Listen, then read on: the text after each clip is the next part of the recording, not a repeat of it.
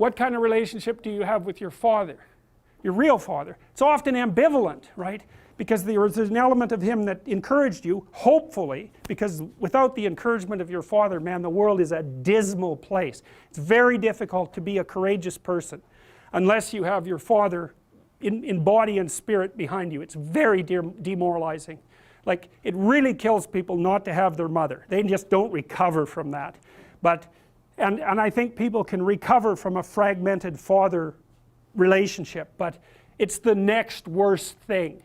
You know, because if your father rejects you or doesn't form a relationship with you, it's as if the spirit of civilization has left you outside the walls as of little worth. It's very difficult for people to recover from that.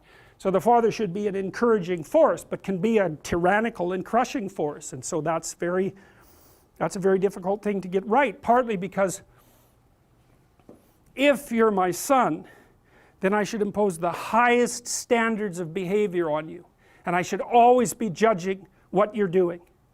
I should be judging it with the aim of making the best in you come forward.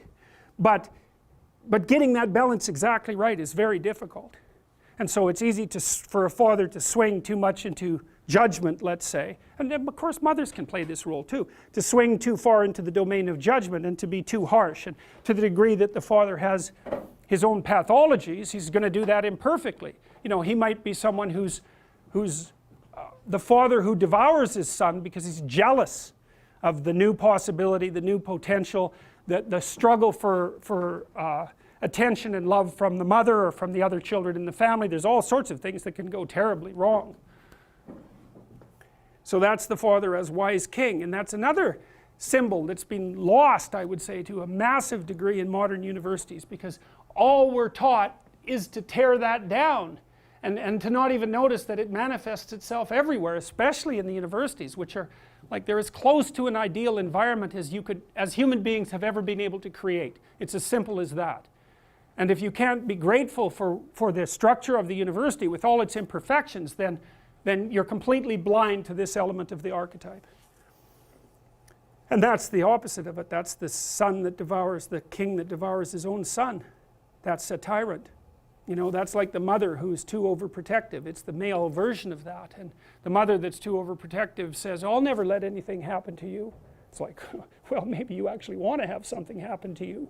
You know, it's a bit of an all-inclusive statement. It's like, no, I'm going to make you strong so any number of things can happen to you. And when you need some care, I'll be there. But otherwise, like out into the world with you. That's the right attitude. And for the father, it's like, get your bloody act together. But I'm on your side. It's not because I want to destroy you or demean you or push you down in the dominance hierarchy, but because I want the best in you to emerge.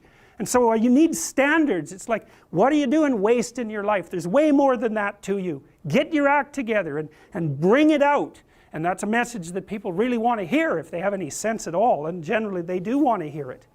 So, you know, I've been talking to a lot of people recently, as perhaps you know, and I was talking to one of the leaders of the Conservatives this morning, and they're asking me about, the person was asking me about Bill C-16, but more specifically about talking to young people, because the Conservative leadership struggle is going on right now. I've been talking to a bunch of them, and I said, well, look, one of the things you could do for young people that no one's doing is to talk to them about responsibility. Because everyone talks to young people about rights.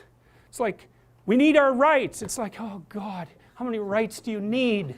You know, really, like you have more privileges than any people who've ever lived anywhere.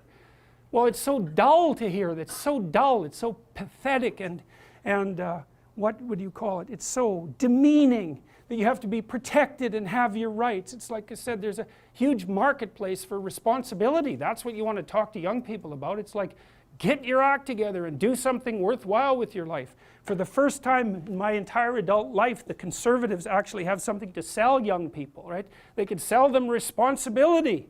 It's like, well, why? Because that's where life has meaning with responsibility. The more responsibility you take on, the more meaning your life has. And the higher degree of responsibility that you agree voluntarily to try to bear, the richer your life will be. And no one's ever told that, and it's the case. You know, it's like you have 4 kids, say. Well, that's plenty of responsibility. You're going to have meaning. It's going to be rough, you know, because it's complicated.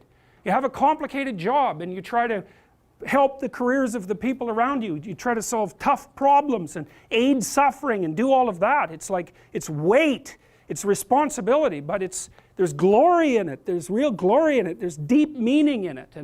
And young people are starving for that because no one ever tells them that. It's like, you're way more than you think, man. Stand up, do something difficult. Do something difficult and heroic, right? Burst out of your bonds. It's like, that's a good message. It's a necessary message because we have to be more than we are, because if we aren't, we're not going to survive.